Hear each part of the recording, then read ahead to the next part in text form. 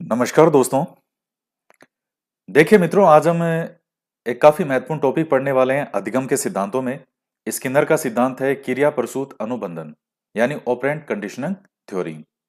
तो काफी महत्वपूर्ण थ्योरी है और काफी अच्छे अच्छे प्रश्न बनते हैं इस टॉपिक में से। तो आज हम इसको समझते हैं।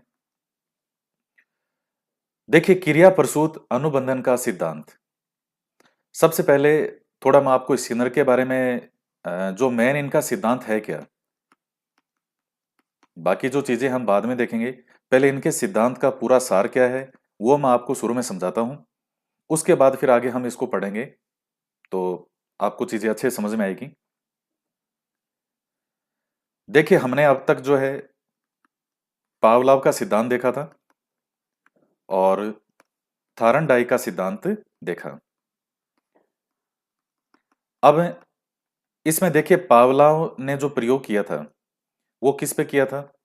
कुत्ते पर प्रयोग किया था। और थारनडाई का जो प्रयोग था वो था बिल्ली पर। कुत्ते पर जो पावलाव ने प्रयोग किया उसमें जो स्टिमुलस है, यानी उद्दीपक, या मैं इसको लिख सकता हूं भोजन। जब कुत्ते को भोजन दिखाई देता है या स्टिमुलस, पहले जब उसको उद्दीपक दिखाई देता है तब उसकी रेस्पॉन्स होता है और उसके लार का स्त्रावण होता है। थायरनडाई के प्रयोग में हमने क्या देखा कि पिंजरे के बाहर जब बिल्ली को स्टिमुलस यानी वही उद्दीपक या भोजन जब दिखाई दिया तो उसके बाद में बिल्ली ने जो है वो रेस्पॉन्स किया, यानी अनुक्रिया करनी शुरू कर दी। ये चीजें आपके अच्छे से समझ में आ गई थी, क्लियर है। अब इसके बाद में हम बात करते हैं स्किनर की। स्किनर ने हालांकि जो प्रयोग किया था वो चूहों पर भी किया था और कबूतरों पर भी किया था। फेमस जो उनका प्रयोग है जिसके बारे में हम पढ़ने वाले हैं, जो बात कर रहे हैं, वो है चूहों के बारे में। स्किनर ने यह कहा कि पहले जो है वो उद्दीपक का कोई रोल नहीं है, उद्दीपक नहीं है। पहले पहले जो है क्या होती है, रेस्पॉन्स होती है, यानी अनुक्रिया पहले होती है।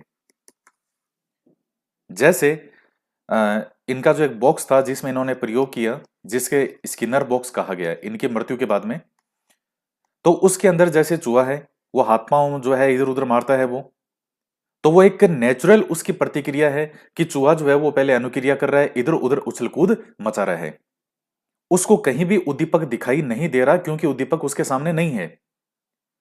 जैसे ऊपर जो ये प्रयोग थे पावलाव वाला और थांडाइक वाला, तो इसमें कुत्ते को और बिल्ली को भोजन दिखाई दे रहा था, यानी जो उद्दीपक है, जो स्टिमुलस है, ये पहले दिखाई दे रहा था। लेकिन यहां जो इस स्किनर बॉक्स के अंदर चूहा है उसे कोई भोजन दिखाई नहीं दे रहा। ये बॉक्स पूरी तरह से बंद है चारों तरफ से, बाहर का कुछ भी नहीं दिखेगा, लेकिन अंदर इसमें रोशनी है, पूरा लाइट का पूरा इंतजाम है। चूहे को यह दिख रहा है कि हाँ लाइट है इसमें। जैसे मान लीजिए कोई बंद कमरा है और उसमें लाइट जला दें और चारों तरफ से कमरा बंद हो कि बाहर का कुछ नहीं दिखे। अब चूहा जो अंदर है वो लीवर जिसको हम कहते हैं, उस पर चूहे का जो हाथ पांव यानी पंजा जो है इसका, वो उस पे पंजे पे इसका पंजा उस पे लीवर पे पड़ा। और ऊपर जो है वो भोजन इस तरह से रखा गया था कि लीवर पे जब भी पांव पड़ेगा तो उसमें से कुछ जो दाने हैं अनाज के वो नीचे गिरेंगे और जो एक जाली रखी गई थी उस जाली के अंदर वो अनाज गिरेगा। और जब चूहे ने उस जैसे जो भी भोजन है उस चूहे ने उस भोजन को खाया, यानी अब जो है वो भोजन किस रूप में है, स्टिमुलस, या इस स्टिमुलस को हम यहां कह सकते हैं पुनर्बलन। यानी उस भोजन ने उस चूहे के लिए किस चीज का काम किया, पुनर्बलन का काम किया। पुनर्बलन क्या होता है वो हम बहुत अच्छे से समझेंगे, हमें पूरा पढ़ना है। यानी जो किसी के व्यवहार की संभाव्यता को बढ़ा दे वो चीज क्या कहलाती है, पुनर्बलन कहलाती है।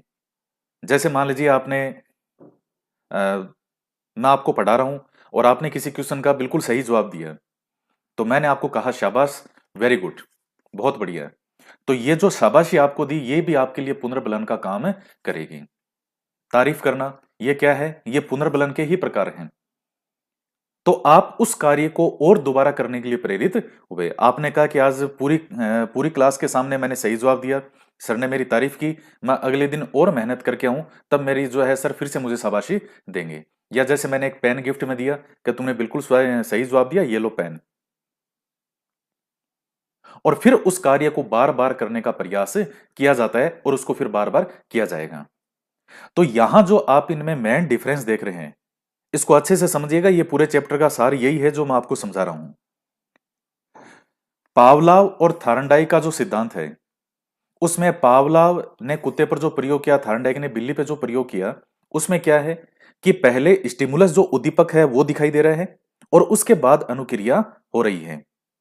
और जबकि यहां स्किनर जो है, पहले चूहा अपनी ओर से एक नेचुरल प्रतिक्रिया कर रहा है, एक नेचुरल जो उसकी अनुक्रिया है कि इधर उधर जो है वो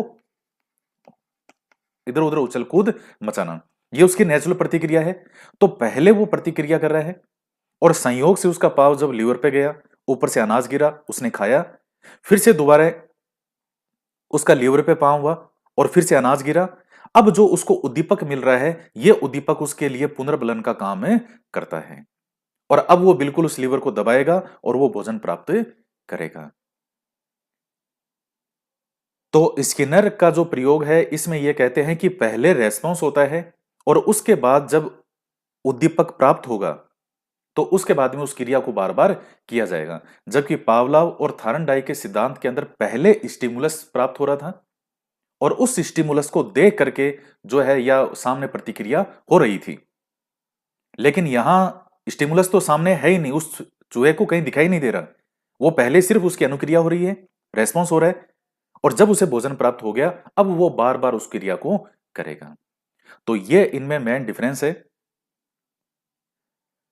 तो पावलाव थार्नडाइक के अंदर पहले स्टिमुलस दिखाई देगा, फिर रेस्पॉन्स होगा, और जबकि स्किनर का जो सिद्धांत है, इसमें पहले रेस्पॉन्स होता है। और यही कारण है कि जो स्किनर का सिद्धांत है, उसे हम आर एस थ्योरी कहते हैं, या आर टाइप थ्योरी, या आर एस थ्योरी। जबकि इनका जो सिद्धांत था थार्नडाइक, तो ये मेन क्या थे, एस आर थ्योरी के उदाहरण। अब एक चीज का ध्यान रखिएगा, एक चीज आपको और अच्छे काम की चीज यहां समझा रहा हूं। जैसे मान लीजिए आपके एग्जाम में प्रश्न ये पूछा कि निम्न में से एस आर थ्योरी का उदाहरण है। अब यह प्रश्न आपसे जैसे उसने पूछा, पहला ऑप्शन उसने दे दिया शास्त्रीय अनुबंधन का सिद्धांत। दूसरा जो ऑप्शन है वो उसने दिया प्रयास और त्रुटि का सिद्धांत। तीसरा जो ऑप्शन है वो उसने दिया क्रिया प्रसूत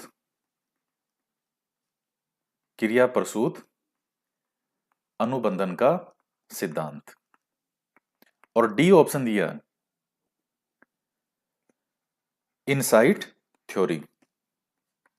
यानी इनसाइट थ्योरी किसका है, गेस्टाल्ट वादियों का, जो कि आगे हम पढ़ेंगे। अब आपके सामने यह प्रश्न है कि एस आर थ्योरी का उदाहरण कौन सा है। अब जो चार्ट मैंने आपको बनवाया था, कौन सा, जो व्यवहारवादियों वाला, उसमें आपको यह बताया था कि एस आर थ्योरी जो है उसके अंतर्गत कौन कौन से आते हैं। पहले आप खुद सोचिए किस प्रश्न का उत्तर क्या होगा, और क्योंकि अभी मैं आगे इसको सोल्व करवा रहा हूं, और अगर अभी आपके दिमाग में उत्तर नहीं आ रहा है तो इस वीडियो को स्टॉप करें और एक बार अच्छे से आप विचार करें। यह सोचने वाला प्रश्न है, यह तुरंत आपसे हो सकता है नहीं भी हो। अब आपको इसमें देखिए आगे क्या होगा इसका। मैंने आपको यह कहा था कि व्यवहारवादियों के अंदर, यानी एस आर थ्योरी, और उस एस आर थ्योरी वाले के अंदर यह शास्त्रीय अनुबंधन, प्रयास त्रुटि, शास्त्रीय अनुबंधन किसका था, पावलाव का। प्रयास त्रुटि वाला किसका था, थार्नडाइक का। क्रिया प्रसूत वाला स्किनर का। ये तीनों नाम तो थे व्यवहारवादियों वाले में। और इनसाइड थ्योरी वाला जो था, गेस्टाल्ट वादियों वाला, ये कौन सा था, एस एस थ्योरी वाले में, उद्दीपक उद्दीपक थ्योरी। अब एस आर थ्योरी के आपके सामने तीन ऑप्शन आ गए। ये डी वाला तो नहीं होगा, क्योंकि ये तो एस एस टाइप वाला है, उद्दीपक उद्दीपक। तो फिर शास्त्रीय और प्रयास और क्रिया, इन तीनों में इसका सही उत्तर क्या होगा। क्या यह प्रश्न गलत है, यह प्रश्न गलत नहीं है। तो सही उत्तर इसका बी होगा, प्रयास और त्रुटि का सिद्धांत। क्यों? क्योंकि एस आर थ्योरी को सबसे सही तरीके से जो रिप्रेजेंट करने वाला अगर सिद्धांत है तो वो प्रयास त्रुटि का सिद्धांत है। यानी हम ये कह सकते हैं कि जो व्यवहारवादियों की तरफ से हम कहें कि कोई एक इनका नेता कौन है, व्यवहारवादियों वाले का जो ये सिद्धांत है एसआर थ्योरी वाले, तो सबसे बेहतरीन तरीके से जो इनको अगर कोई सिद्धांत रिप्रेजेंट करता है वो थारनडाई का है, प्रयास और त्रुटि का सिद्धांत। तो अगर यहां यह पूछता है कि एस आर थ्योरी का उदाहरण है तो हम इसका फिर सही उत्तर करेंगे प्रयास और त्रुटि का सिद्धांत। दूसरा प्रकार, अगर वो आपसे यह पूछता कि निम्नलिखित में से एस आर थ्योरी का उदाहरण नहीं है, अगर मैं ऊपर यह जोड़ दूं कि कौन सा उदाहरण नहीं है एस आर थ्योरी का, तो अब इसका सही उत्तर क्या हो जाएगा? अब ये तीनों तो एस आर थ्योरी के अंदर हैं, जैसे भी हैं जो भी हैं, तो सही उत्तर क्या हो जाएगा? इनसाइट थ्योरी, ये वाला हो जाएगा, क्योंकि एस आर थ्योरी का उदाहरण नहीं है। और अब मैं एक और प्रश्न पूछता हूं कि निम्नलिखित में से आर एस थ्योरी का उदाहरण है। अब ये किसका एग्जाम्पल है आर एस थ्योरी वाले का? तो आज जो हम पढ़ने वाले हैं क्रिया प्रसूत अनुबंधन सिद्धांत। तो जब पर्टिकुलर आर एस नाम देगा तो फिर इसका सही उत्तर सी होगा, क्रिया प्रसूत अनुबंधन। तो इस प्रकार से प्रश्न अलग अलग तरीके से वो जितने प्रकार से चाहे वो प्रश्न बना सकता है, अगर आपके कंसेप्ट क्लियर हैं। और दूसरी बात, अगर आपको ये सारी चीजें पता है कि हाँ ये एसआर थ्योरी में ही है, बस थोड़ा थोड़ा घुमा के सबने अपने अपने मत दिए, मेन ये व्यवहारवादी वाला जो है, व्यवहारवाद के अंतर्गत ये सारी जो है आते हैं। तो प्रश्न किस प्रकार से पूछा जाएगा उस पर निर्भर करेगा। तो इस प्रश्न में मैंने आपको तीन चीजें समझाई है। जैसे सिर्फ यह पूछे कि एसआर थ्योरी का उदाहरण कौन सा है, तो फिर आप यहां प्रयास त्रुटि के सिद्धांत को सही करेंगे। अब बाकी भी सही है, ए भी है और सी भी सही है, लेकिन बेहतरीन तरीके से रिप्रेजेंट कौन सा करता है ये। जैसे मान लीजिए एस एस थ्योरी का अगर आपसे पूछता, यानी जो गेस्टाल्ट वादियों की तरफ वाला जो चार्ट था उसमें से वो सारे नाम दे देता, फील्ड थ्योरी, ये जो भी है उधर, और वहां पूछता एस एस का उदाहरण कौन सा है, तो फिर अगर वहां हमें एक करना होता तो उस तरफ हम करते इनसाइड थ्योरी, क्योंकि उनकी तरफ से जो नेतृत्व करने वाला सबसे पूरी तरह से उस सिद्धांत को रिप्रेजेंट करने वाली कोई थ्योरी है तो वो इनसाइड थ्योरी है एसएस को। और यहां सबसे बेहतरीन तरीके से एस आर को रिप्रेजेंट करने वाली थ्योरी है वो है प्रयास त्रुटि। तो इस चीज को आप ध्यान रखिएगा, ये मैंने आपको समझा दिया। तो हम पढ़ते हैं अब इसको, क्रिया प्रसूत अनुबंधन का सिद्धांत, ऑपरेंट कंडीशनिंग थ्योरी। देखिए क्रिया जो प्रसूत है, क्रिया नाम, अच्छा ये मैं अभी आगे आपको और बताऊंगा, इसमें वहां बताऊंगा एक साथ ही, ये जब नाम दूसरे नाम जो है यहाँ पे। तो बी एफ स्किनर कहाँ के मनोवैज्ञानिक थे? अमेरिका के। इनको मौलिक व्यवहारवादी भी कहा जाता है, रेडिकल बिहेवियरिस्ट। क्यों? क्योंकि देखिए व्यवहारवाद के जनक के रूप में हम किसको मानते हैं? वाटसन को मानते हैं। और वाटसन के बाद में किसी ने कट्टर रूप से अगर कोई व्यवहारवाद का पक्षधर था तो वो कौन था? स्किनर। तो इसलिए इनको भी मौलिक रूप से क्या माना जाता है? व्यवहारवादी ही माना जाता है। इसके बाद में बुक की बात करते हैं, तो द बिहेवियर ऑफ ऑर्गेनिज्म कब आई थी? 1938। तो जब इनकी ये बुक आती है, काफी महत्वपूर्ण है, ये बुक आपको याद रखनी है। पावलाव के और थारनडाइक के सिद्धांत इनसे ऑलरेडी पहले आ चुके थे, तो ये चीज आप ध्यान में रखिएगा। तो अब इसका अर्थ आपको बता देता हूं। देखिए क्रिया प्रसूत, आप यहां ये इंग्लिश वर्ड देखिए ऑपरेंट वाला, यानी ये ऑपरेट से ही बना है, और ऑपरेट का मतलब होता है संचालन करना। तो और यहां हिंदी में कह रहे हैं क्रिया करना, क्रिया प्रसूत या संचालन करना। अब जो स्किनर है उसको हिंदी तो नहीं आती थी, उसने तो नाम दिया था ऑपरेंट कंडीशनिंग थ्योरी, और हिंदी के अंदर एक ही वर्ड के 10-10 मीनिंग होते हैं। तो जो ऑपरेंट मतलब ऑपरेट, ऑपरेट का मतलब क्या होता है? किसी चीज को ऑपरेट करना यानी संचालित करना। तो चूहे के द्वारा जो बार बार लीवर पर पांव उस पर दब रहा है, बार बार उसका पांव उस लीवर पर जो लग रहा है, वो जो क्रिया हो रही है, बार बार लीवर को पांव के द्वारा दबाना, तो वो जो क्रिया हो रही है उसी क्रिया को हमने नाम दिया क्रिया प्रसूत, ऑपरेंट यानी संचालित होना। संचालित कैसे हो रहा है? उसका पांव जो है, जो पंजा चूहे का, वो उस पे लीवर पे पड़ेगा, और जो ही लीवर पे पांव पड़ेगा तो ऊपर से भोजन जो है वो उस भोजन जो तस्तरी है, खाली तस्तरी, जालीदार तस्तरी, उसके अंदर जो है वो आकर के गिरेगा। तो ये अर्थ है इस क्रिया प्रसूत का। तो चूहे के द्वारा जो पांव, पंजा उस पर आ रहा है लीवर पर, और वो जो क्रिया कर रहा है बार बार उसका पांव आना, उसी चीज को ही हमने नाम दिया क्रिया प्रसूत। इसके बाद में जो दूसरे नाम है आरएस थ्योरी, आर टाइप अनुबंधन का सिद्धांत, ये मैंने आपको बता दिया। आर यानी रेस्पॉन्स और एस थ्योरी यानी स्टिमुलस। तो इन्होंने ये कहा था कि अनुक्रिया पहले होती है, और उसके बाद में जब स्टिमुलस प्राप्त होगा तो वो स्टिमुलस किसका काम करेगा? पुनर्बलन का ही काम करेगा, और वो बार बार जो है फिर वो क्रिया होती रहेगी। तो पहले अनुक्रिया होती है, और आर टाइप, चूंकि अनुक्रिया को महत्व दिया इन्होंने, तो यह आर टाइप अनुबंधन का सिद्धांत। इसके बाद में देखिएगा साधनात्मक अनुबंधन का सिद्धांत और नैमित्तिक अनुबंधन का सिद्धांत। इन दोनों वर्ड के क्या मीनिंग है? इन दोनों को ही इंग्लिश में कहा जाता है इंस्ट्रूमेंटल कंडीशनिंग थ्योरी। तो इंस्ट्रूमेंटल, अब इंस्ट्रूमेंट क्या होता है? एक तरह का साधन। तो वो जो स्किनर बॉक्स है वो पूरा क्या है? मतलब ये साधन से मतलब आप समझ लीजिए एक मशीन, एक इंस्ट्रूमेंट। जैसे मान लीजिए हम कोई भी चीज के बारे में बात करते हैं, कोई मशीन के बारे में बात करते हैं, कहते हैं कि इसमें ये वाला इंस्ट्रूमेंट लगा हुआ है। तो इंस्ट्रूमेंट से मतलब यहां एक तरह से मशीन से है। तो इंस्ट्रूमेंटल को जब आप हिंदी में इसको लिखोगे कि हिंदी में क्या अर्थ होते हैं, तो साधनात्मक भी लिखा आता है, नैमित्तिक भी लिखा आता है। ये दोनों एक ही वर्ड हैं, ये कोई डिफरेंस नहीं है इन दोनों को। इंग्लिश में हम एक ही टर्म लिखेंगे, इंस्ट्रूमेंटल। तो वो जो पूरा स्किनर बॉक्स है जिसमें वो प्रयोग किया गया है, वो स्किनर बॉक्स है क्या? वो एक मशीन की तरह ही काम करेगा, वो एक मशीन ही है वो, जिसमें पूरा लीवर है, पूरा लाइट का इंतजाम है, ऊपर पूरा भोजन रखा गया है, वो जिस जाली में गिरेगा वो जाली लगाई गई है, उसको पूरा ऊपर से ब्लॉक किया गया है कि बाहर का कुछ भी दिखाई नहीं दे। वो क्या है? वो एक मशीन ही है वो। तो उस चीज के संदर्भ में ये नाम लिखा है हमने, साधनात्मक अनुबंधन और नैमित्तिक अनुबंधन।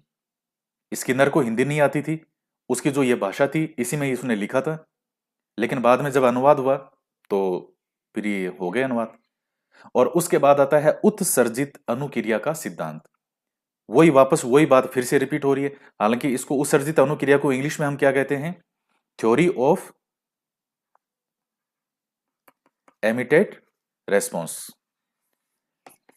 उत्सर्जित अनुक्रिया, उस चूहे के द्वारा जो ऐच्छिक रूप से जो क्रिया की जा रही है उस पंजे पे बार बार। हालांकि देखिए शुरू में जो चूहे ने उस पे जब प्रतिक्रिया की तो वो उसकी एक जो है बिना इच्छा के द्वारा की गई प्रतिक्रिया थी।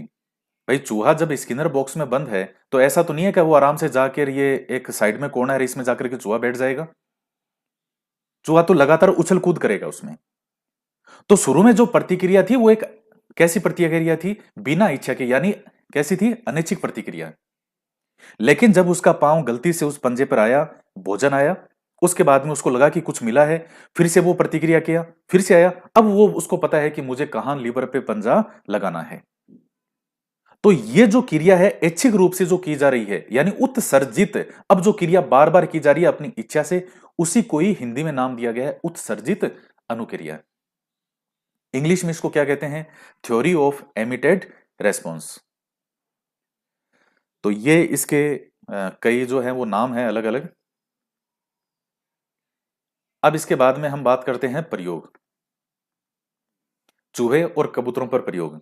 इस प्रक्रिया में अधिगमकर्ता को पहले कोई ना कोई क्रिया करनी पड़ती है, और यही अनुक्रिया पुनर्बलन उत्पन्न करने में माध्यम का कार्य करती है। पुनर्बलन प्राप्त होने पर सीखने वाला उसी व्यवहार की पुनरावृत्ति करता है जिसके परिणाम स्वरूप उसे पुरस्कार प्राप्त हुआ था। तो जब उसको यह प्राप्त होगा पुनर्बलन, तो बिल्कुल सीखने वाला भी उसी व्यवहार की क्या करेगा? पुनरावृत्ति करेगा, जिसके परिणाम स्वरूप उसे पुरस्कार प्राप्त हुआ था। ये जो पुनर्बलन, ये पुरस्कार, ये एक से पर्यायवाची से वर्ड हैं यहाँ, व्यवहार की, और ये पुनर्बलन से मतलब चूहे के लिए भोजन ही है, और आप इसको उद्दीपक कह सकते हो। यही यहां पर उद्दीपक का काम कर रहा है। व्यवहार की यह पुनरावृत्ति उसे फिर पुनर्बलन प्राप्त कराती है और वह फिर अधिक गति से अपने व्यवहार की पुनरावृत्ति करता है और इस प्रकार से अंत में अधिगम करता वांछित व्यवहार सीख जाता है। यानी जो मैंने आपको समझाया इतनी देर से उदाहरण के द्वारा, बस वही चीज यहां नोट्स के अंदर मैंने इसको लिखा है। पुनर्बलन उसको पहले वो क्या कर रहा है, केवल अनुक्रिया कर रहा है। तो ये क्या लिखा हमने कि इस प्रक्रिया में अधिगमकर्ता को पहले कोई ना कोई क्रिया करनी पड़ेगी। वो लगातार जैसे उछल कूद मचाता रहता है, उसके बाद वो भोजन ने जो है उसको प्राप्त हुआ और भोजन ने उसके लिए किस चीज का काम किया, पुनर्बलन। यानी जो वांछित व्यवहार उसने किया है, पंजा उस लीवर पर मारने का, वो वांछित व्यवहार यानी वो दोबारा बार बार उस व्यवहार को करे। और इस प्रकार से अब वो चूहा सीख गया कि मैं लीवर को अगर दबाऊंगा तो मुझे भोजन प्राप्त हो जाएगा। चूहे पर प्रयोग करने के लिए उन्होंने एक विशेष बक्से के आकार का यंत्र बनाया जिसे उन्होंने क्रिया प्रसूत अनुबंधन कक्ष ऑपरेट कंडीशनिंग चैम्बर की संज्ञा दी गई और स्किनर की मृत्यु के पश्चात इसे स्किनर बॉक्स कहा गया। तो क्रिया प्रसूत अनुबंधन कक्ष नाम दिया था उन्होंने जिस पे ये पूरा उन्होंने जो अपना बनाया डब्बा, पूरा जो मशीन जिस चीज में ये प्रयोग करना था। और ऑपरेंट का मतलब संचालित करना। किस संचालित करना, तो जो वो प्रयोग कर रहे हैं कि किस तरह से चूहा लीवर को दबाएगा, ये पूरी जो प्रक्रिया संचालित होगी उसी चीज को नाम दिया है क्रिया प्रसूत। और ये संचालित किस में होगी, तो वो जो चेंबर यानी उस कक्ष में क्या होगा, ऑपरेट, तो उसी चीज का इन्होंने नाम दे दिया। इसके बाद में देखिएगा ये आपके सामने ये स्किनर बॉक्स है और ये जो है ये बनाया है मैंने चूहा। अभी जैसा भी बनाए आपको समझना है। देखिए ये पूरा स्किनर बॉक्स है, ये चूहा है, ये है लीवर जिस पे इस चूहे का पंजा लगेगा। यहाँ पे भोजन तस्तरी है, खाली है। ये सॉरी भोजन तस्तरी क्या, जिसमें ये भोजन, और यहां जो है ये लाइट है। अब और ये नीचे है जालीदार पर्स। अब क्या है, भूखा चूहा है, उछल कूद मचा रहा है, पांव अचानक किस पे पड़ गया, लीवर पे। लीवर पे पांव पड़ गया तो जो भोजन तंत्री है उसमें खाना आ गया। अब जैसा भी इन्होंने इसमें इंतजाम किया था कि वो कहां से खाना आएगा, ऊपर से एक, नीचे से एक, किधर से, इन्होंने क्या जो इंतजाम किया है कि लीवर पे पांव दबेगा तो भोजन तंत्री के अंदर कुछ खाना निकल के आ जाता है। तो जब इस तरह से बार बार होने लगा तो कई प्रयासों के बाद लीवर दबा करके भोजन प्राप्त करना चूहा सीख लेता है। तो बस ये एक आसान सा प्रयोग है और इसे ही हम कहते हैं स्किनर बॉक्स। तो निष्कर्ष क्या है, भोजन रूपी पुनर्बलन चूहे को लीवर दबाने के लिए प्रेरित करता है और पुनर्बलन के फलस्वरूप चूहा लीवर दबाकर भोजन प्राप्त करना सीख जाता है। अतः क्रिया प्रसूत अनुक्रिया के बाद, क्रिया प्रसूत अनुक्रिया वो जो ऑपरेट वाली क्रिया थी पांव से उसको दबाने वाली के बाद जब पुनर्बलन दिया जाता है यानी वो जो भोजन तंत्री में है, तो प्राणी जो है उस अनुक्रिया को बार बार दोहराता है। इस प्रकार से मिले पुनर्बलन से सीखने में स्थायित्व आ जाता है। इस आधार पर सीखने ने स्किनर ने प्राणियों के द्वारा किए जाने वाले व्यवहार को दो भागों में विभाजित किया। एक तो उद्दीपन प्रसूत व्यवहार और दूसरा है क्रिया प्रसूत व्यवहार। तो उद्दीपन प्रस्तुत वाला जो है वो तो पावला का है कि उद्दीपन का अनुक्रिया से संबंध, और यहां स्किनर वाला जो है इसमें क्या है, क्रिया प्रसूत, क्रिया पहले क्रिया, तो इसमें अनुक्रिया का उद्दीपन से संबंध स्थापित हुआ है, जबकि पावलोव वाली जो थ्योरी थी उसमें उद्दीपन का अनुक्रिया से संबंध स्थापित हो रहा था। तो ये स्किनर का मेन सिद्धांत है। और अब जो है वो पुनर्बलन से संबंधित स्किनर ने क्या किया है उसके बारे में हम बात कर लेते हैं। स्किनर के अनुसार पुनर्बलन क्या है, पहले स्किनर के अनुसार पुनर्बलन क्या है और फिर आगे और डिटेल में हम पुनर्बलन से संबंधित बात करेंगे। पुनर्बलन प्रदान करने से, तो सबसे पहले यह देख रहे हैं कि पुनर्बलन होता क्या है। पुनर्बलन प्रदान करने से उस विशिष्ट प्रकार की अनुक्रिया अथवा व्यवहार के पुनः घटित होने की संभावना बढ़ जाती है। तो हमने कहा कि पुनर्बलन क्या होता है कि किसी को पुनर्बलन प्रदान किया जाएगा तो उस विशिष्ट प्रकार की अनुक्रिया अथवा व्यवहार के पुनः घटित होने की संभावना बढ़ जाएगी। जैसे मैंने आपको उदाहरण दिया था कि अगर मैं किसी विद्यार्थी की, किसी बच्चे की अगर मैं तारीफ करूं, उसकी अगर प्रशंसा करूं, शाबाशी दूं, तो उस बच्चे के द्वारा जो कार्य किया गया, यानी उसने मुझे सही उत्तर बनाया, सही उत्तर बताया, मैंने उसकी क्या की, तारीफ की। अब वो बच्चा और ज्यादा मेहनत करने के लिए प्रेरित होगा कि मैं ज्यादा से ज्यादा इनको सही उत्तर बताऊं। तो पुनर्बलन हमेशा उस व्यवहार की संभाव्यता को बढ़ाने का काम ही करेगा। यह पुनर्बलन का काम है, होता है। तो यह मेरी लाइन हमेशा याद रखना कि पुनर्बलन का जो काम है, किसी व्यक्ति के द्वारा जो व्यवहार किया जा रहा है उसे पुनर्बलन प्रदान किया जाता है, तो वो व्यक्ति उस व्यवहार को दोबारा करने की कोशिश करेगा, यानी उस व्यवहार या उस अनुक्रिया के पुनः घटित होने की संभावना बढ़ जाती है। पुनर्बलन की प्रकृति के आधार पर पुनर्बलन को दो प्रकारों में बांटा गया है। तो काफी महत्वपूर्ण है और बड़े अच्छे अच्छे प्रश्न बनते हैं इसमें से। सबसे पहला है प्राथमिक पुनर्बलन और दूसरा है द्वितीयक पुनर्बलन। तो प्राथमिक जो पुनर्बलन है क्या है, ये जैविक होते हैं। ये ब्रैकेट में यहां मैंने लिखा है जन्म से। प्राथमिक पुनर्बलन जैविक होते हैं, जबकि द्वितीयक पुनर्बलन जो है वो अर्जित प्रकृति के होते हैं, यानी सेकेंडरी रीइंफोर्समेंट। तो प्राथमिक पुनर्बलन में कौन कौन से आते हैं? भूख है, प्यास है, काम है, निद्रा है। ये किस में आएंगे? प्राथमिक। तो ये किससे संबंधित है? ये मनुष्य के अंदर जो कि बायोलॉजिकल रूप से निहित हैं। जैसे भूख है, मान लीजिए, तो आपके चाहने नहीं चाहने से भूख नहीं होगी, भूख जो होगी तो वो तो होगी। इस दुनिया में, धरती पर कहीं भी कोई मनुष्य अगर जन्म लिया है मनुष्य के रूप में, तो निश्चित रूप से उसको भूख लगेगी। ये उसके चाहने नहीं चाहने से नहीं होगा। तो जो जैविक रूप से है हमारे अंदर, वो चीज कौन सी आएगी? प्राथमिक के अंदर। प्यास है, काम है, या निद्राएं है, निद्रा है। और जो हमें बाहर से प्राप्त होगा, जैसे मान लीजिए पुरस्कार है, तो पुरस्कार हमारा कोई जैविक आवश्यकताओं में नहीं है कि व्यक्ति इसके बिना रह ही नहीं सकता और सुबह से शाम अगर उसकी तारीफ नहीं की गई तो वो मर ही जाएगा। ऐसा नहीं है, ये अर्जित प्रकृति के हैं, इनको बाहर से एक्वायर किया जाता है। तो जो बाहर से एक्वायर होते हैं वो पुनर्बलन का काम करते हैं। वो कौन से होते हैं? द्वितीयक पुनर्बलन। जैसे पुरस्कार है, मान सम्मान है, पैसा है। एक चीज ध्यान रखिएगा, जो द्वितीयक पुनर्बलन जो पैसा है, वो प्राथमिक पुनर्बलन की भी कुछ वस्तुओं की पूर्ति कर देता है। जैसे मान लीजिए भूख है, आपको भूख लग रही है,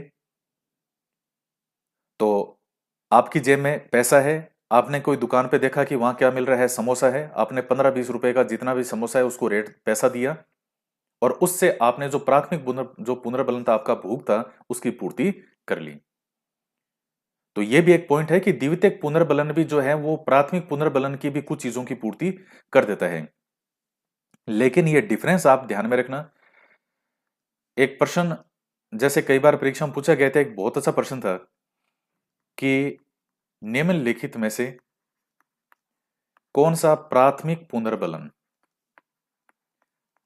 पुनर्बलन यानी प्राइमरी रीइंफोर्समेंट का उदाहरण है। इसके बाद इसमें उत्तर में जो 4 ऑप्शन थे, इसमें एक था प्रशंसा, और एक ऑप्शन के अंदर था मान सम्मान, एक में था बिस्किट, और डी था उपरोक्त में से कोई नहीं। तो अब इन दोनों में से कौन सा इन चारों में से क्या होगा इसका कि प्राथमिक पुनर्बलन का उदाहरण कौन सा है? तो अभी जो हमने समझा था कि 2 प्रकार के पुनर्बलन आपको बताए थे, प्राथमिक और द्वितीयक। प्राथमिक वो होगा जो हमारी जैविक आवश्यकताओं से संबंधित है, जिसके बिना जो है कि मनुष्य नहीं रह सकता, उसके अंदर वो चीजें नेचुरली होगी। भूख है, प्यास है, नींद है, आप नहीं रह सकते, आपके चाहने से नींद नहीं आएगी कि मैं चाहूंगा कि मैं 5 दिन सोऊं नहीं। क्या संभव है? क्या संभव नहीं है ये। नींद जब आनी होगी वो अपने आप आपको आ जाएगी। तो प्राथमिक पुनर्बलन के अंदर जो हमारे मूल रूप से जन्म से या जो जैविक आवश्यकताओं के रूप में, तो उसमें कौन सा है? तो क्या ये है क्या प्रशंसा? ये तो नहीं है, ये तो अर्जित था। ये बाहर से एक्वायर होने वाला जो है वो कौन सा है? पुनर्बलन है। मान सम्मान ये भी नहीं होगा।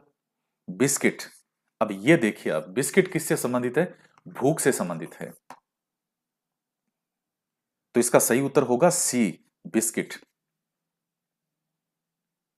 तो इस तरह से चीजें आपको लिंक करके चलना पड़ेगा कि कैसे आप कल को कोई भी इसमें उदाहरण बना के आपको दिया जा सकता है। सैकड़ों तरह के प्रश्न इस एक ही कंसेप्ट में से बन सकते हैं।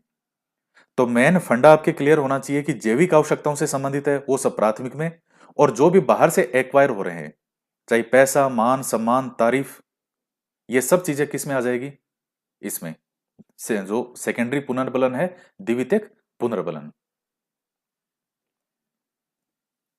अब जैसे मैं आपसे एक उदाहरण और पूछ रहा हूं कि अगर ये प्रश्न आपसे पूछा जाए कि सुरेंद्र का अ, सुरेंद्र के द्वारा या इस तरह से मान लीजिए कि सुरेंद्र या कोई भी व्यक्ति हो सकते हैं, उसके द्वारा, इसके पिताजी के द्वारा सुरेंद्र को यह कहा गया कि अगर वो 12वीं की भर्ती परीक्षा के अंदर 80% से ऊपर नंबर लेकर के आता है तो इसे मोटरसाइकिल यानी जो बाइक है वो दिलाई जाएगी। और यह सुनकर सुरेंद्र दुगनी गति से और मेहनत करता है। तो अब आपसे पूछेगा कि निम्नलिखित में से जो यहां बाइक है वो कौन से पुनर्बलन का उदाहरण है? तो प्राथमिक पुनर्बलन है या द्वितीयक पुनर्बलन है? तो सही उत्तर यहां क्या होगा? उसकी कोई जैविक आवश्यकता नहीं है ये बाइक, ये बाहर से अर्जित जो चीज हो रही है वो उसके लिए पुनर्बलन का काम कर रही है। तो बाइक का जो उदाहरण है वो किस में आ जाएगा? सेकेंडरी रीइंफोर्समेंट, द्वितीयक पुनर्बलन में। अब इसके अलावा देखिए जो स्किनर ने एक और वर्गीकरण किया है पुनर्बलन का। स्किनर ने पुनर्बलन को धनात्मक और ऋणात्मक पुनर्बलन में भी वर्गीकृत किया है। पहला है धनात्मक पुनर्बलन और दूसरा है ऋणात्मक पुनर्बलन। ये दोनों बहुत ज्यादा महत्वपूर्ण है और इनको अगर आपने अच्छे से समझ लिया तो आप मान के चलिए कि आप काफी विद्यार्थियों से और आगे हो जाएंगे, क्योंकि ये बहुत जबरदस्त समझने वाली चीज है। देखिए धनात्मक पुनर्बलन और ऋणात्मक पुनर्बलन, सबसे पहली चीज तो आप ये समझिए कि पुनर्बलन क्या था। फिर से इसको समझिएगा। पुनर्बलन मैंने आपको बताया था कि इसके प्राप्त होने पर जो कोई भी विशिष्ट प्रकार की क्रिया है, यानी उस व्यक्ति के द्वारा जो भी व्यवहार है उसकी संभाव्यता को बढ़ा देगा। यानी पुनर्बलन का काम ही है उस व्यवहार की या उस विशिष्ट क्रिया की संभाव्यता को, उस विशिष्ट क्रिया को बार बार रिपीट होने के लिए जो है, या बार बार उसका क्या है, दोबारा होने के लिए प्रेरित करना। तो पुनर्बलन का जो काम है वो सामने वाले व्यक्ति को उस क्रिया को जिसके लिए उसे पुनर्बलन जो है वो मिला है, उसे बार बार प्रेरित करना। तो सबसे पहली बात ये आपके अच्छे से पॉइंट क्लियर होना चाहिए। तो यहां ऋणात्मक पुनर्बलन नाम आया है तो इससे यह मत समझ लेना कि धनात्मक जो बलन का मतलब तो हो गया बढ़ाना और यहां हो गया ऋणात्मक यानी घटाना। ऐसा नहीं है। पुनर्बलन का काम ही है बढ़ाना, पुनर्बलन का अर्थ ही है उस व्यवहार की संभाव्यता को बढ़ाना।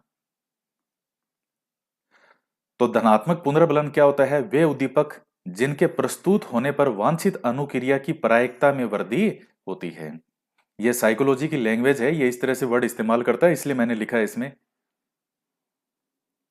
तो यानी क्या हो गया कि जिसके प्रस्तुत होने पर, यानी हमने वातावरण में कुछ ऐसा जोड़ दिया जिससे उस व्यक्ति के व्यवहार की संभाव्यता बढ़ जाती है और वो उस क्रिया को बार बार करने के लिए प्रेरित होता है। जैसे प्रशंसा है, मान सम्मान है, पुरस्कार है, धन दौलत है, भोजन है, जैसे मान लीजिए किसी व्यक्ति ने कोई काम किया, कोई मजदूर है, और मैंने उसे बढ़िया सा भोजन खिलाया कि मैंने कहा चलो बहुत बढ़िया है, तुम ऐसे ही अच्छे से काम करते रहो। उसने कहा यार मुझे तो बहुत अच्छा भोजन कराया आज इन्होंने, अलग से मिठाई विठाई खिलाई, हलवा खिलाया। वो और अच्छे से उस काम को फिर और अच्छे से करेगा, क्या मुझे और बढ़िया भोजन मिलेगा। धन दौलत भी इसी तरह का उदाहरण है। यानी मेन चीज है क्या, कि हमने वातावरण में कुछ ऐसी चीज जोड़ दी, कुछ ऐसा ऐड कर दिया, जिससे उस व्यक्ति के व्यवहार की पुनरावर्तन यानी उस व्यवहार के बार बार करने की जो संभाव्यता बढ़ गई। तो वातावरण में कुछ अच्छा ऐड करना, कुछ उद्दीपक जोड़ना, यह चीज है धनात्मक। और ऋणात्मक पुनर्बलन क्या होता है, व्यवहार की संभाव्यता तो यहां भी बढ़ेगी, यहां भी जो है उस व्यक्ति के द्वारा उस कार्य को करने के लिए बार बार प्रेरित होगा। लेकिन ऋणात्मक का मतलब क्या है, वे उद्दीपक जिनके हटाए जाने से वांछित अनुक्रिया की प्रायिकता में वृद्धि होती है। धनात्मक में हमने कुछ ऐड किया था जिससे उस व्यक्ति के व्यवहार की संभाव्यता बढ़े, और ऋणात्मक के अंदर हम कुछ ऐसा हटा रहे हैं जिससे उस व्यक्ति के व्यवहार की संभाव्यता बढ़े। बढ़ेगी दोनों में, इसमें और इसमें, लेकिन धनात्मक में कुछ ऐड किया और ऋणात्मक में कुछ हटाया। जैसे ये एग्जाम्पल है तीव्र गर्मी और अत्यधिक सर्दी, ये फेमस उदाहरण है साइकोलॉजी के। क्या मतलब है इसका, जैसे मान लीजिए आप मेहनत करना चाहते हो कि मेरा चयन हो जाए, सिलेक्शन हो जाए, और आप अपने कमरे में बैठ के पढ़ रहे हो, लेकिन गर्मी का बहुत जबरदस्त तेज मौसम है। जैसे मान लीजिए उस वक्त मई जून जुलाई वाला या मई जून का समय चल रहा है जब बहुत तेज गर्मी है, जून का महीना है, बहुत तेज गर्मी है। और उस तेज गर्मी के कारण आप जो क्रिया कर रहे हो उसमें समस्या आ रही है। भाई जब आपके इतनी जबरदस्त गर्मी पड़ेगी तो फिर आपको मेहनत करने में भी समस्या आएगी। तो हमने क्या कर दिया, उस कमरे में कूलर लगा दिया, कूलर लगा दिया, ठंडी हवा आ रही है। ठंडी हवा आते ही जो चीज बाधक बन रही थी हमने उसको हटा दिया। किसको हटा दिया, इस तीव्र गर्मी को। और जो ही इसको हटाया, हटाते ही अब आपके व्यवहार की संभाव्यता बढ़ गई। जैसे अत्यधिक सर्दी वाला, जैसे मान लीजिए आप अपने कमरे में बैठ के पढ़ाई कर रहे हो, लेकिन कमरे में बहुत ज्यादा ठंड है। तो आपने क्या उपाय किया, आपने ओढ़ ली रजाई, या फिर दो तीन आपने स्वेटर पहन ली, सर पे लगा लिया टोपा। अब वो चीज क्या है, अत्यधिक सर्दी वाली जो समस्या थी वो हट गई। तो इसके हटने से अब जो आप वो जो क्रिया है जो आप पढ़ रहे हो उसको आप और अच्छे से कर पाओगे। ये बहुत बारीकी वाली चीजें हैं, हो सकता है कि आपके एक बार में समझ में नहीं आए, दो बार में नहीं आए। मैं आपको वही पढ़ा रहा हूं जो आपके बिल्कुल एकदम पॉइंट टू पॉइंट है चीज। तो कोई एक बार में क्लियर नहीं होता है तो दोबारा सुनो, तीबारा सुनो, चार बार सुनो।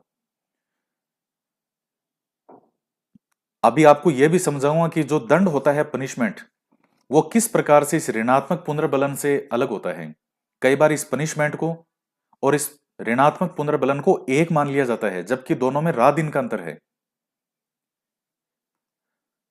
तो पहला पॉइंट आपके यह समझ में आ गया कि धनात्मक पुनर्बलन क्या होता है और ऋणात्मक पुनर्बलन क्या होता है।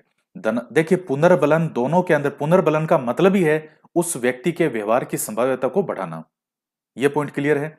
दूसरा पॉइंट, धनात्मक जोड़ दिया साथ में, यानी हम कुछ ऐसा ऐड करेंगे कि उस व्यक्ति के व्यवहार की संभाव्यता बढ़ जाएगी। और दूसरा जो ऋणात्मक है, हम कुछ ऐसा हटाएंगे जिससे उस व्यक्ति के व्यवहार की संभाव्यता बढ़ जाएगी, बढ़ेगी दोनों में ही। एक में हमने कुछ जोड़ा है, प्रशंसा, मान सम्मान, पुरस्कार, धन दौलत, भोजन, ये उदाहरण है, ये चीजें हमने जोड़ दी, उसके व्यवहार की संभाव्यता बढ़ गई। यहां हमने तीव्र गर्मी थी इसको हटा दिया, अत्यधिक सर्दी थी इसको हटा दिया। तो कुछ ऐसा हटा दिया जिससे अब उस व्यवहार की जो वांछित अनुक्रिया है उसकी प्रायिकता में, यानी वो जो एक्टिविटी हो रही है उसके अंदर वृद्धि हो गई। अब पनिशमेंट इन दोनों से किस प्रकार से अलग है, अब समझिए इसको। एक तरफ है पुनर्बलन और एक तरफ है दंड। पुनर्बलन को हम इसको कहते हैं रिइंफोर्समेंट और दंड को हम कहते हैं पनिशमेंट। पुनर्बलन का काम होता है किसी व्यवहार के होने की संभावना को, या शुद्ध वर्ड साइकोलॉजी में लिखते हैं संभाव्यता को बढ़ाना। और फिर इसके बाद में पनिशमेंट जो होता है, इसका काम होता है, इसके अंदर होता है किसी व्यवहार के होने की संभाव्यता को घटाना। पनिशमेंट का मतलब ही है कि जो व्यवहार है उसको घटाया जाए, उसको रोका जाए। पुनर्बलन का काम होता है बढ़ाना।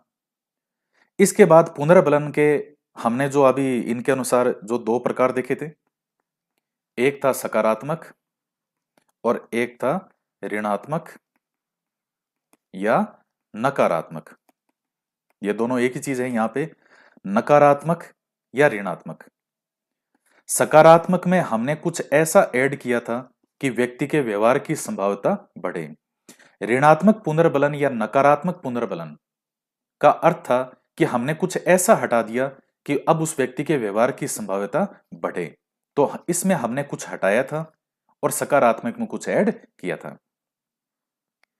पनिशमेंट जो होता है, इसमें पनिशमेंट का अर्थ ही है किसी व्यवहार की संभाव्यता को घटाना। तो पनिशमेंट के भी दो प्रकार होते हैं, एक होता है सकारात्मक दंड यानी पॉजिटिव पनिशमेंट, और दूसरा होता है नकारात्मक दंड यानी नेगेटिव पनिशमेंट। सकारात्मक दंड क्या होता है? अब सकारात्मक नाम आया है यानी कुछ ना कुछ इसमें ऐड होगा, नकारात्मक नाम आया है यानी कुछ ना कुछ इसमें ऐसा हटेगा। सकारात्मक के अंदर हम कुछ ऐसा ऐड करेंगे कि उससे उस व्यवहार की संभाव्यता घट जाएगी या उसको रोकना, और नकारात्मक के अंदर हम कुछ ऐसा हटाएंगे कि उस व्यवहार की संभाव्यता घट जाएगी या रुक जाएगी। उद्देश्य वही है, घटाना। सकारात्मक में हम कुछ ऐसा ऐड करेंगे और नकारात्मक में हम कुछ हटाएंगे। जैसे किसी बच्चे ने कुछ गलती की या चोरी की, तो चोरी की तो हमने उस बच्चे को पीट दिया। हमने जो पीटा है, इस चीज के लिए यहां कुछ प्रयोग किया जाता है कि वातावरण में कुछ बुरा या पीड़ादायी ऐड करना, कुछ बुरा या पीड़ादायी ऐड करना। तो मैंने उस बच्चे को पीट दिया, यानी मैंने क्या ऐड कर दिया, कुछ बुरा या पीड़ादायी ऐड किया है, उस बच्चे को मार लगी। तो अब जब उस बच्चे ने चोरी की और मैंने उस बच्चे को पीट दिया, तो क्या अब वो बच्चा दोबारा चोरी करने के लिए प्रयास करेगा? वो नहीं करेगा, क्योंकि मैंने उसमें क्या ऐड कर दिया, पिटाई ऐड कर दी, मैंने उसको पीट दिया। ये किस चीज का उदाहरण है? सकारात्मक दंड का उदाहरण है। और नकारात्मक दंड का क्या उदाहरण है? कि किसी के व्यवहार की संभाव्यता को कम करने के लिए हमने इसमें से कुछ अच्छा या जो संतोषप्रद है उसको हटा दिया। क्या हटा दिया? बच्चा मान लीजिए शाम को किसी के साथ खेल के आया, और खेल के आया तो किसी से झगड़ा कर लिया और दूसरे बच्चे को उसने गाली भी दी और उस बच्चे को पीट भी दिया। तो मैंने उस बच्चे को यह कहा कि अगर तुमने किसी के साथ झगड़ा किया तो जो तुम शाम को टीवी पर रोज जो कार्टून नेटवर्क पे टॉम एंड जेरी का जो सीरियल देखते हो या जो देखते हो छोटा भीम, वो तुम्हें टीवी नहीं देखने दिया जाएगा। या मैंने उसको ये कहा कि हम तुम्हें जो बाहर घुमा के लेके आते हैं, बाहर तुम्हें अच्छी अच्छी चीजें, डेली तुम्हारे लिए पिज्जा, आए दिन तुम्हारे लिए पिज्जा खिलाते हैं, जो चीज उसको अच्छी लगे, अगर तुमने इस तरह से ये किया तो पिज्जा नहीं मिलेगा। अगर तुमने ऐसा किया तो तुमको टीवी नहीं देखने दिया जाएगा। तो यानी जो उस बच्चे के लिए अच्छा या संतोषप्रद उसको लगता है, उस चीज को हमने उसमें से हटा दिया कि अगर तुमने ऐसा किया तो हमने उसको हटा दिया। ये ले, तो आज बच्चे को पीट के है, अब कल से तेरा टीवी देखना बंद। तो अब वो ये बच्चा सोचेगा कि मुझे तो टीवी ये जो है वो बिल्कुल ही नहीं देखने देंगे, या जो मैं टीवी पे गेम खेलता हूं, मारियो गेम खेल लिया, जो ये गेम है कॉन्ट्रा वाला, ये खेल लिया, यानी मुझे गेम नहीं खेलने देंगे। अब वो बच्चा उस क्रिया को दोबारा नहीं करेगा। ये ऐसा कंसेप्ट है जो आप मान सकते हो कि पूरी साइकोलॉजी के सबसे बेस्ट कंसेप्ट में ये चीज समझने के लिए आती है। तो एक बार में अगर चीज नहीं क्लियर होती है, उसको दोबारा सुनो, तिबारा सुनो। अब फाइनल रूप से मैं इस चीज को फिर से रिपीट कर रहा हूं, अब अच्छे से सुन लीजिएगा। पुनर्बलन और पनिशमेंट, इन दोनों में क्या डिफरेंस है? पुनर्बलन का मतलब ही है किसी व्यवहार की संभाव्यता को बढ़ाना, यानी वो व्यवहार हो। और पनिशमेंट का मतलब होता है उस व्यवहार की संभाव्यता को घटाना। पुनर्बलन दो प्रकार का माना है, जो एक अलग वर्गीकरण है, एक सकारात्मक और एक होता है नकारात्मक। नकारात्मक को हम ऋणात्मक भी कहते हैं। सकारात्मक जो ये है रिइंफोर्समेंट, सकारात्मक पुनर्बलन का मतलब है उस वातावरण में कुछ ऐसा ऐड करना कि वो संभावना बढ़ जाए, जैसे पुरस्कार। और ऋणात्मक या नकारात्मक का मतलब है कुछ ऐसा हटा देना, यानी कुछ पीड़ादायी या कुछ कष्टदायी चीज है उसको हटा देना। जैसे गर्मी तेज पड़ रही थी, क्या है? पीड़ादायी है, हमने उसको हटा दिया, क्या चला दिया? कूलर चला दिया। सर्दी बहुत ज्यादा लग रही थी, क्या है? पीड़ादायी है, कुछ बुरा है, हमने उसको हटा दिया, क्या उड़ा दी? रजाई। तो जब हमने उस वातावरण से उस चीज को हटा दिया, तो अब व्यक्ति के जो कार्य करने की या जो वो क्रिया कर रहा है, वांछित अनुक्रिया, उसकी संभाव्यता बढ़ गई है। तो ये तो हो गया पुनर्बलन। पनिशमेंट के अंदर होता है संभाव्यता को घटाना। तो सकारात्मक पनिशमेंट और नकारात्मक पनिशमेंट। सकारात्मक पनिशमेंट का मतलब क्या है? हमने व्यवहार की संभाव्यता को कम करने के लिए कुछ बुरा या पीड़ादायी जोड़ दिया। जैसे बच्चे ने चोरी की, मैंने उसको पीट दिया, कुछ बुरा उसमें ऐड कर दिया, मैंने उसकी पिटाई कर दी, अब वो बच्चा उस क्रिया को नहीं करेगा। जबकि नकारात्मक जो होता है, इसके अंदर क्या होता है कि कुछ अच्छा या संतोषप्रद जो होता है उसको हम हटा देते हैं ताकि वो क्रिया नहीं करे। तो जैसे बच्चा किसी से झगड़ा करता है, तो हमने ये कह दिया तू जो टीवी देखता है रोज शाम को आते ही घर पे सीरियल देखता है, वो तेरे को नहीं देखने दिया जाएगा, हमने उसको हटा दिया। तो अब वो बच्चा वो गलती या वो मिस्टेक या वो चोरी या वो जो है झगड़ा नहीं करेगा। तो मुझे आशा है कि ये कंसेप्चुअल जो चीजें हैं वो आपके बहुत अच्छे से इसमें समझ में आई होगी। और तो इस वीडियो लेक्चर के अंदर इतना ही। तो यहां आगे लिखा है ऋणात्मक या नकारात्मक पुनर्बलन और जो पनिशमेंट होता है, ये दोनों अलग अलग चीजें हैं। पनिशमेंट अलग होता है और ऋणात्मक और नकारात्मक पुनर्बलन ये दोनों एक ही चीज है। ऋणात्मक कहो या नकारात्मक कहो, तो ऋणात्मक या नकारात्मक पुनर्बलन को लोग अक्सर दंड ही समझ लेते हैं, जबकि ऐसा नहीं है। दोनों में बिल्कुल अलग अलग चीजें हैं दोनों। और बाकी जो मैंने अभी सारणी जिस तरह से इस तरह से बनाई थी, तो वो अगर आप बनाना चाहो तो मैंने जो अभी बनाई थी, आप उस वीडियो को वापस बैक करके देखना।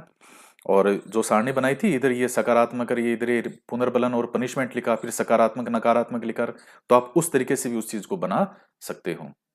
तो आज के वीडियो लेक्चर में इतना ही। तो मिलते हैं आगे नेक्स्ट वीडियो में। जय हिंद, जय भारत।